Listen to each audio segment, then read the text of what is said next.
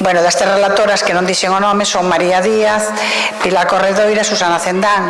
Abrimos con María Díaz. Cando queiras, sube ao estrado, María. Gracias.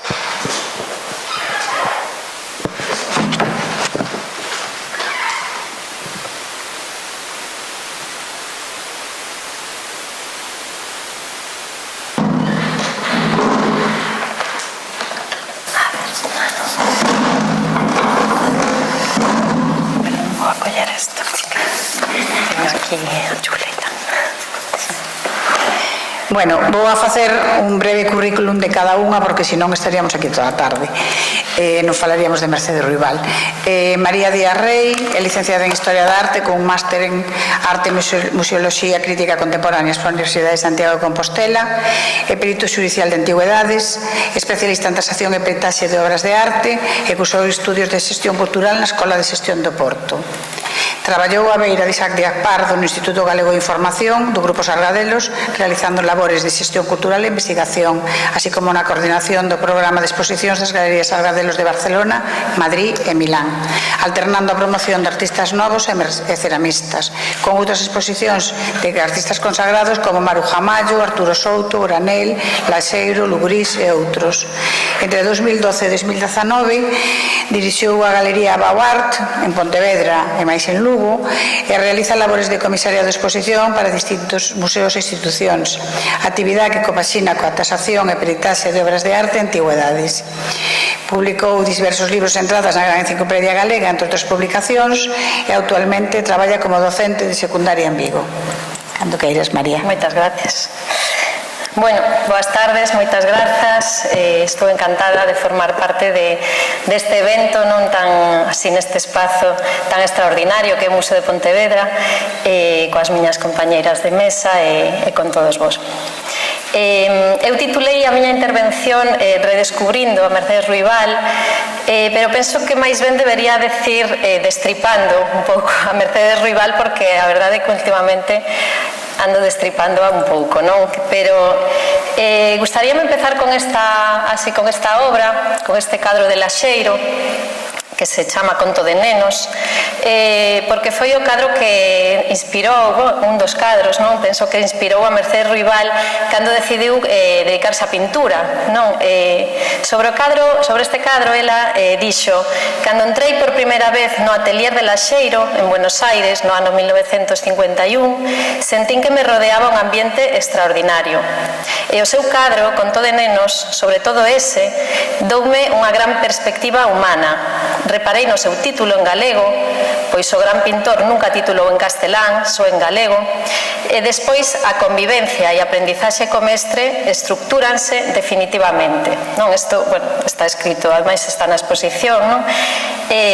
Bueno, eu penso que ter un referente como Laxeiro, pois a verdade é que non é calquera cousa, non?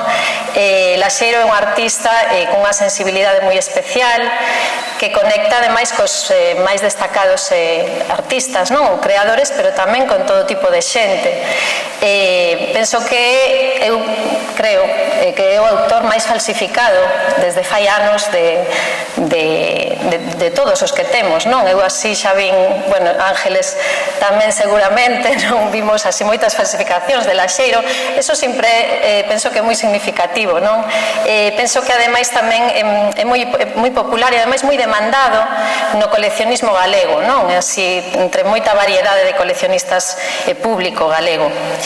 E, bueno, Conto de Nenos, ademais, é unha obra moi particular, non? Porque mestura esa estética do granito, non? Típica dos nosos artistas, sobre todo daquela época, de Laxeiro especialmente, do imaginario máxico galego, non? Con influencias como, bueno, como Goya, non? Así, por exemplo, nas súas imaxes así negras, que seguro que coñecedes, non? Nas súas pinturas negras, pero contrastan, bueno, aquí fixen así un pequeno, así unha mestura, non? Contrastan con estos así querubines, non? Como así, como máis encarnados, máis con esos focos de luz, así, bueno, en esta composición, non? Pero tanto unhas figuras como as outras, hai. Tanto unhas figuras, non, así máis grotescas como outras como máis suaves, non? E tamén estas composicións tan abigarradas e surrealistas e esos rostros así deformados van a formar parte tamén da iconografía presente tamén na obra, en moitas das obras de Mercedes Ruibal ao longo dos anos, non? Bueno, aquí hai algunhas, eu así fixeime nas obras da exposición do museo, porque penso que é unha exposición moi completa, non? Nos que tamén existe, ademais, un expresionismo, por exemplo, influenciado, penso que por Josh Groth, non? Tamén temos aí na exposición esta obra, este libro de Edicións do Castro, que lle adica Luis Seoane a Ruibal, non? Por iso sabemos, polo menos seguro, que o coñecía, non? Fixadevos, por exemplo, nas similitudes dos rostros que aparecen, por exemplo, en esta obra con estos de Josh Groth, non? Eu penso que eu vexo así que pode ser algo no que lle puido influir, non? Esta exposición, a exposición actual do Museo de Pontevedra, a verdade é que fai xustiza, non? Penso que fai xustiza a unha artista moi esquecida, non? Esquecida por gran parte da xente, penso, non? E moi recordada tamén por algunha xente do mundo da arte, non? Os que estamos neste mundo, non? Neste ámbito así máis concreto, non? Da arte dentro de Galicia, por lo menos, penso que a coñecíamos ou a coñecemos de maneira fragmentada. As persoas que levamos anos neste ámbito recoñecemos, pois, sobre todo, o mellor as súas mulleres, non? Así máis coloridas, bueno, algunhas tamén que rozan máis o surrealismo, un pouco a abstracción, non? Pero esta exposición demostra que hai moito máis, non? Moito máis que isto, e que aínda queda moito por facer, porque eu denme de conta, non? E estes días máis, non? Preparando un pouco esta intervención, de que non hai nada de bibliografía, ou seja, non hai nada, prácticamente nada. Hai, bueno, en internet, pois sí, un texto na Wikipedia, algún vídeo, non? Alguna entrevista, algún catálogo, pero prácticamente nada, nas bibliotecas públicas, incluso en Belas Artes, non? Algún catálogo, algunhas exposicións, pero que non nos contan máis que as outros textos, non? Que acabo de decir. Sí que existen estes dous libros, non? O que lle publicou Isaac Díaz Pardo en Edicións do Castro, os seus poemas no ano 1986, o seu libro de Confesiones de Volatinera, tamén de Acal, no ano 78, pero incluso estos dous están no Consello da Cultura Galega, o único sitio onde se poden, penso, atopar así na rede de bibliotecas, ou institucións públicas galegas, e non se poden levar a casa tampouco, non? Hai que ir ao Consello da Cultura porque penso que están depositadas na biblioteca de Xesús Alonso Montero, non? Que está, penso que depositada, se non me confundo, en Santiago, no Consello da Cultura Galega. Por lo tanto, bueno, hai que acceder dunha maneira así como moi, e bueno, e ainda menos mal, non? Que se pode. Pero bueno, quero decir que non hai prácticamente nada dela, non? Para calquer persoa que quera acceder a súa, non sei, a algo máis que non sexa, pois a súa biografía oficial, digamos, non? Por lo tanto, bueno, esta exposición do Museo de Pontevedra e o seu catálogo, que creo que se vai, penso que ainda non está, pero que se vai a publicar, penso que vai a ser un paso definitivo, non? Para a recuperación da súa memoria. Bueno, a min particularmente gústame saber que Mercedes Ruibal foi unha artista comprometida, non? Ela dicía nunha entrevista no ano 1970 que o que decía ela, o que máis lle preocupaba eran as guerras e o sufrimento da xente, non? E o seu compromiso social foi algo que xa destacou tamén Luis Seoane na súa figuración en La Voz de Galicia, na que fala no ano 1971 de imaxes fortemente dramáticas que lembran sucesos mundiais que conmoven a opinión universal, así falando dela, non? Tamén di, ela, como outros artistas galegos, sabe aquelo que proclamou Picasso para unha revista de Estados Unidos fai moitos anos, que a arte é un arma ofensiva e tamén defensiva, que non se fai só para cumprir funcións decorativas, aínda que sexa moi importante esa función, non? Que tamén o é. Bueno, así atopamos aquí na exposición, por exemplo, atopamos obras específicas que destacan pois a dor acaecida, por exemplo, durante a guerra do Vietnam. Eso que esta, sí. Non, por exemplo, esta obra, non? Sobre isto, nunha entrevista así por unha exposición que Mercedes Ruibal fixo en Vigo, na Galería Saira, dixo: eu pinto a piedade e a tenrura, o meu corpo volverá á terra, o meu espírito ao mundo do espírito, e nas miñas pinturas quedará a piedade polos seres humanos e a miña tenrura polos inocentes. Pintei os efectos do napalm nos nenos vietnamitas, non? Bueno, isto foi, penso que posterior, non? Pero ela xa pintou unhas obras sobre a guerra de Vietnam nos anos 70, o napalm xa sabemos, non todos, que é unha arma química, non? Que así que causa graves queimaduras e incluso pode causar a morte tamén, a asfixia, non? E que ademais está moi restringido polas leis internacionais, non? Seguro que recordades todos esta foto terrible, non? Así que así como moi impactante desta nena en Vietnam, non? Durante a guerra de Vietnam, que alcanzada polo napalm que o exército estadounidense pois botou, non? Ou lanzou durante a guerra de Vietnam sobre a poboación civil, non?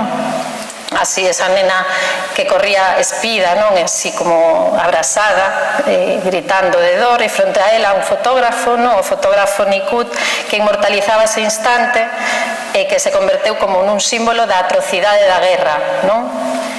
Bueno, pois disto tamén falou Mercedes Ruibal, non? É curioso que eu polo menos non coñecía antes estas obras, seguro que algúns de vos sí, pero eu non as coñecía.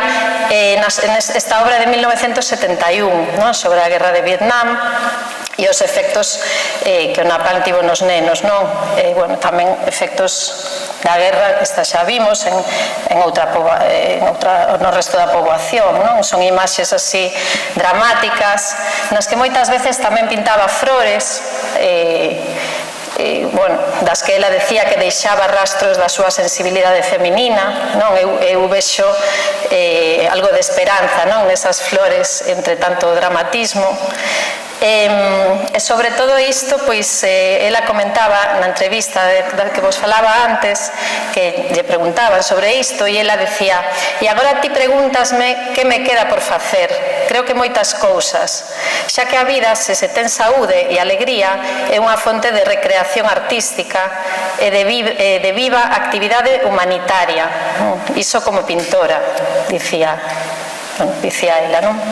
Tamén retratou a guerra de Bosnia nos anos 90, así, ou a problemática de Chile tamén durante a dictadura de Pinochet, despois do golpe de Estado do 1973.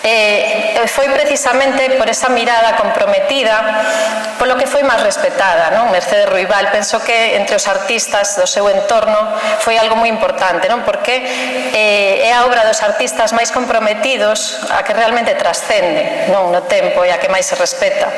E o feito de relacionarse ela pois co exilio en Buenos Aires, non? Así, o exilio galego en Buenos Aires, onde vivía a nosa intelectualidade, non? Máis comprometida, máis avanzada naquel tempo, non? Afastada da dictadura, despois tamén a relación que tivo pois coa intelectualidade, con outras persoas no ámbito do Café Gijón en Madrid ou en Roma, non? Con Rafael Alberti, con Rafael Alberti, e tamén co entorno do Partido Comunista, non? Polo seu irmán, a través do seu irmán.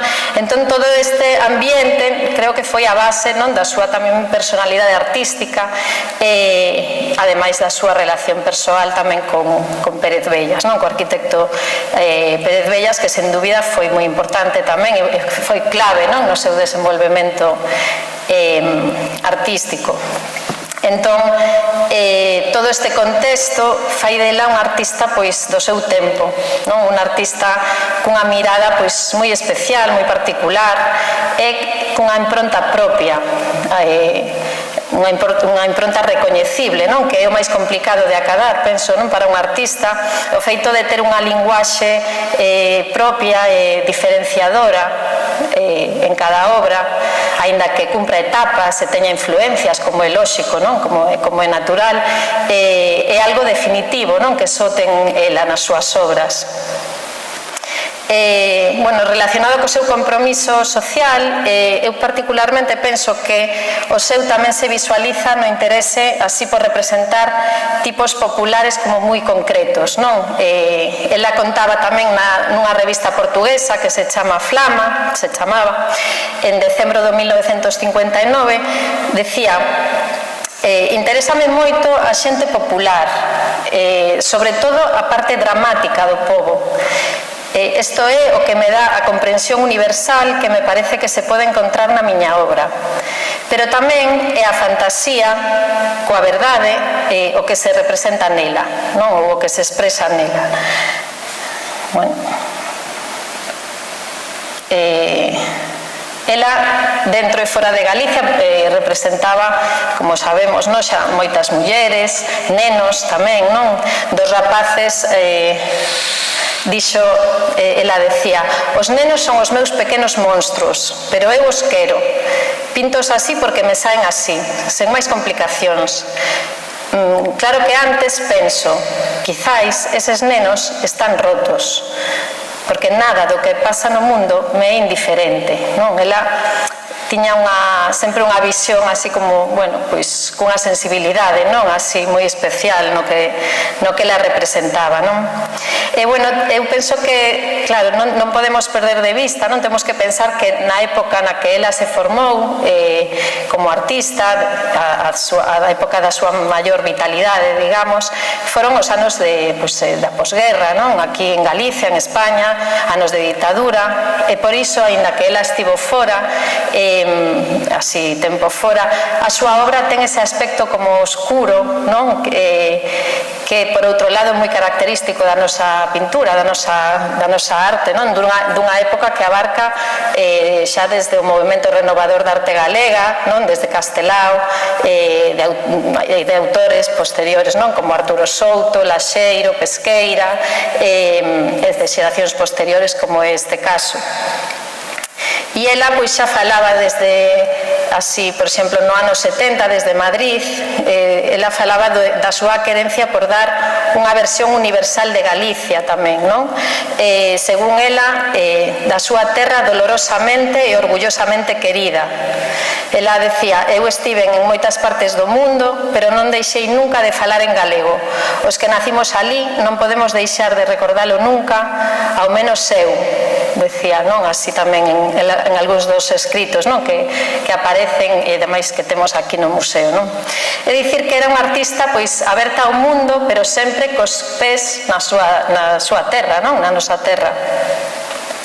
Alguna vez lle preguntaron tamén se era feminista, así, en alguna ocasión ela dixo: unha muller dificilmente dimite de si mesma, non? Así, bueno, sobre isto mellor se fala despois, pero bueno, o que quero decir é que é natural entender que ao ser unha muller, pois ela fíxase tamén especialmente en captar a problemática pois de mulleres, non? De outras mulleres, de mulleres do seu tempo, non?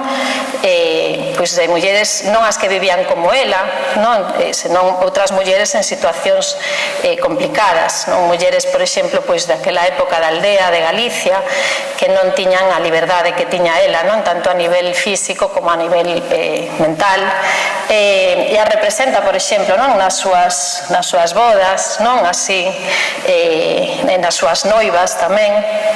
Son como mulleres, non sei, como medio desposeídas de si mesmas, non? Son así, teñen como cara de, non sei, de susto ou de pena ou de alienación.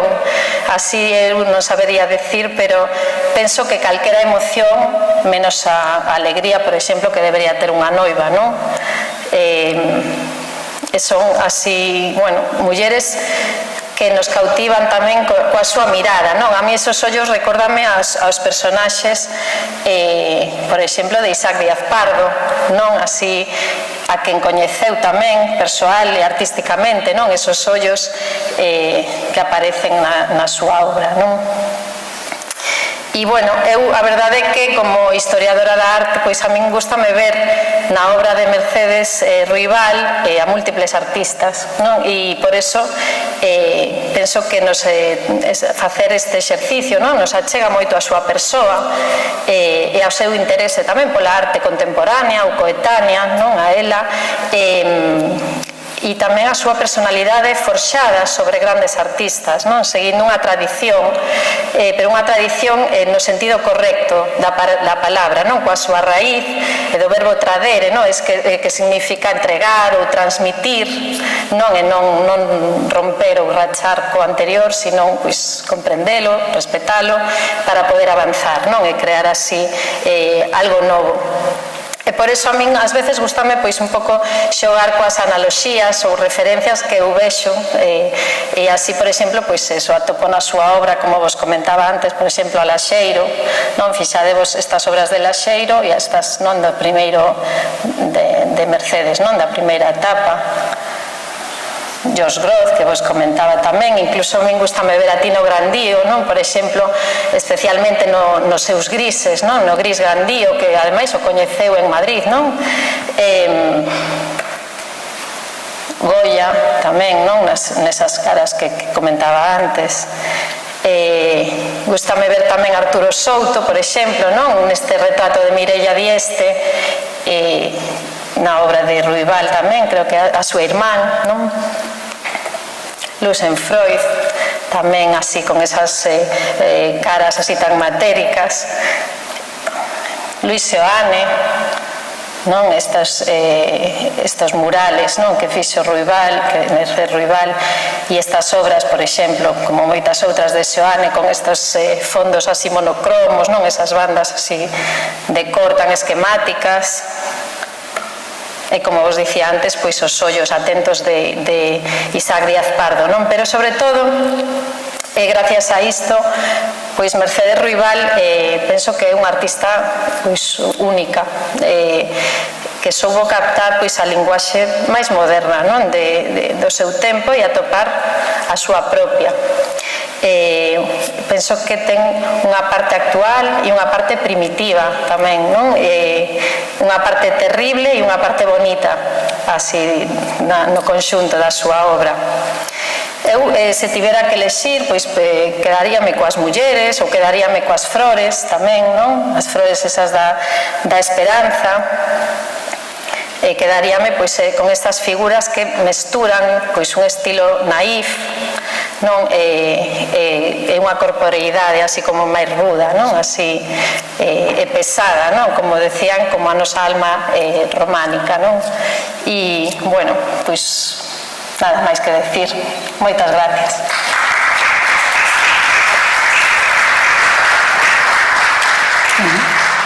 Moitas gracias, María. Vamos a dar paso ao seguinte relatora. Logo faremos ao final unha mesa redonda con todas, na que o público, se queredes, preguntarlle o que queirades para non facelo máis longo. Entonces,